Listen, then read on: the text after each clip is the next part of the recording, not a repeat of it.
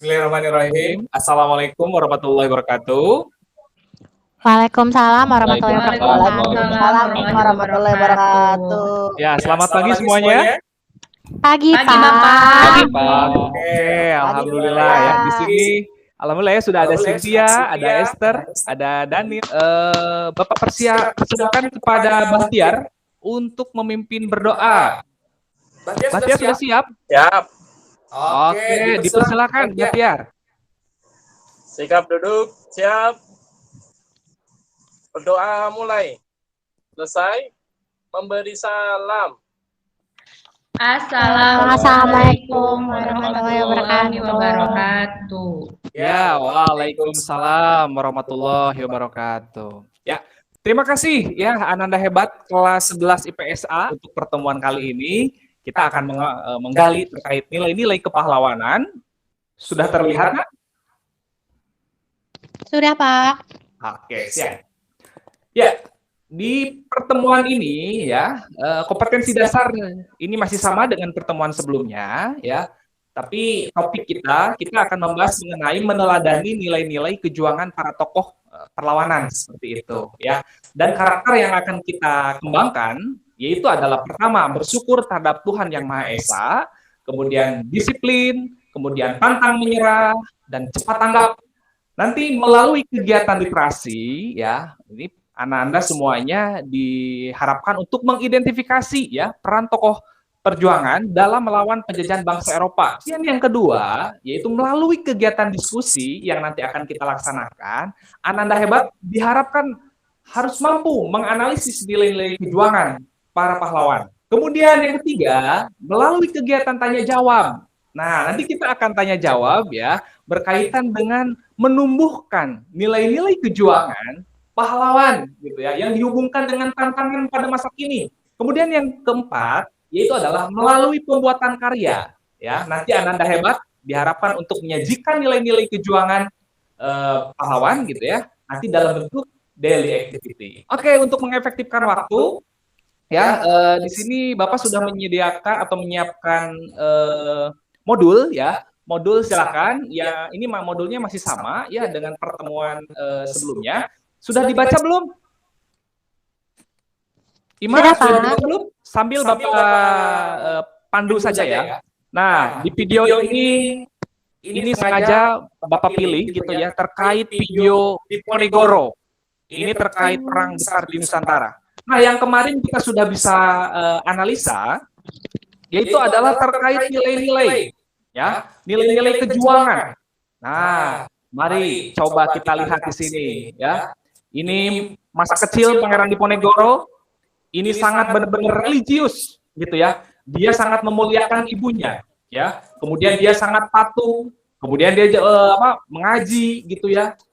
Cerdas, membaca dan lain sebagainya. Ini sangat luar biasa. Jadi daya intelektualitas Pangeran Diponegoro ini sangat-sangat luar biasa. Ketika Belanda datang gitu ya ke Indonesia, padahal Pangeran Diponegoro ini padahal ingin diberikan tahta ibaratnya kayak gitu ya, akan diberikan suatu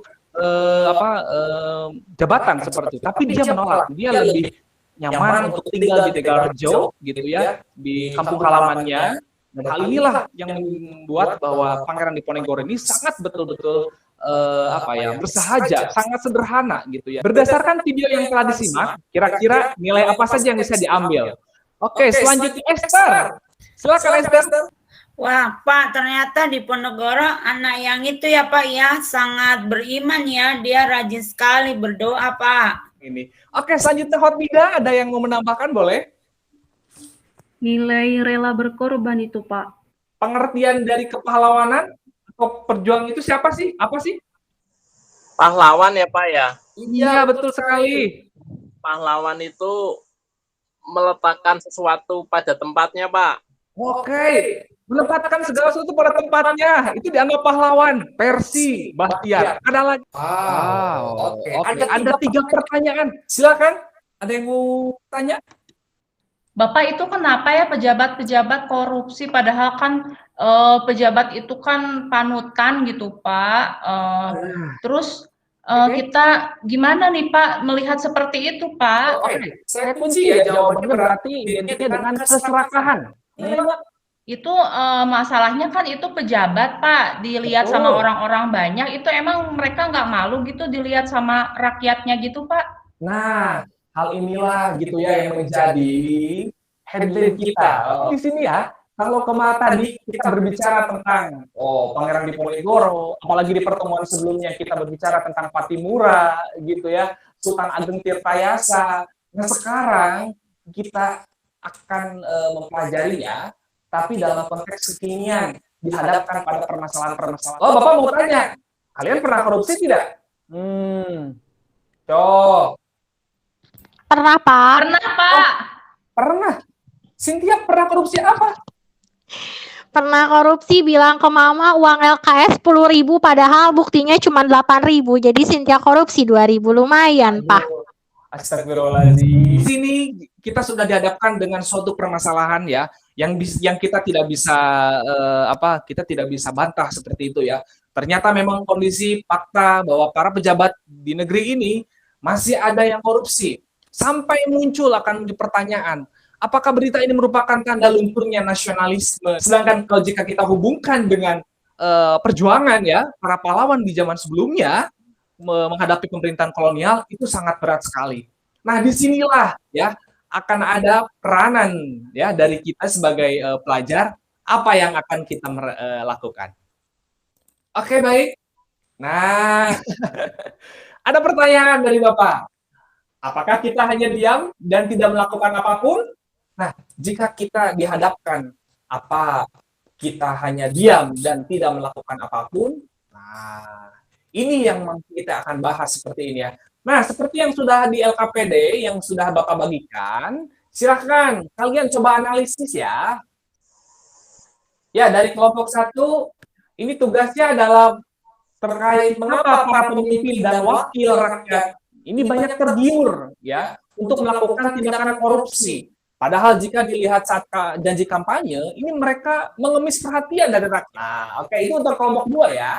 Kemudian yang 3, ini menjelaskan sikap peran pelajar dalam memberantas korupsi. Wah, karena tadi diidentikannya dengan korupsi ya. Kita bahas deh dengan anti korupsi. Dan kemudian yang keempat, yaitu adalah terkait setujukah Anda bahwa generasi dijadikan sebagai agen atau agen anti korupsi? Bapak beri waktu 10 menit ya.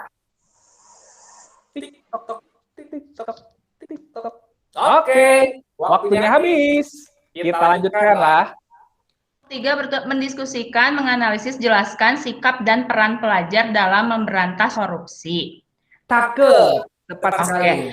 Saat guru memberikan tugas nih Pak, udah gitu kan kita sebagai pelajar ya kerjakan aja tugas sendiri-sendiri. Nah, jangan sampai kita sebagai pelajar itu bisa mencontek atau terus juga tadi kayak Cynthia, nah Cynthia diberikan uang jajan nih, berarti kan kita sebagai pelajar itu harus jujur ya gitu sama orang tua kita. Sebetulnya kalau dihubungkan juga dengan pemerintahan VOC yang sebelumnya kita bahas, itu kan banyak praktek-praktek korupsi gitu ya, sampai pada akhirnya VOC mengalami kebangkrutan. Mungkin bisa dikaitkan boleh sama Cynthia.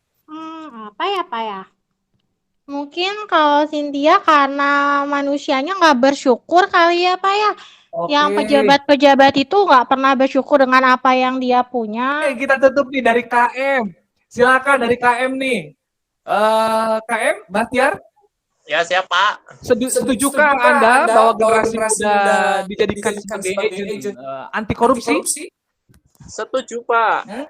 Oke, di akhir pembelajaran Bapak sudah menyiapkan untuk kuisis ya. Dan juga silakan ada yang mau menyimpulkan untuk pertemuan kita pada hari ini. Ya, jadi di sini kita banyak belajar mengenai nilai-nilai, terutama diantaranya adalah nilai sikap kejujuran, apalagi ya tanggung jawab. Dan sekarang semangat generasi muda akan terus tumbuh sampai kapanpun. Namun jangan lupakan para tokoh pejuang sebelummu ya. Disitulah letak perbedaan bangsa yang besar. Mari kita bergerak dan mengimplementasikan nilai-nilai perjuangan. Seyogianya nilai tersebut adalah salah satu identitas bangsa kita, bangsa Indonesia. Ya, terima kasih anak-anak hebat pada pertemuan kali ini. Mari kita tutup dengan mengucapkan hamdalah bersama-sama ya. Alhamdulillahirobbilalamin.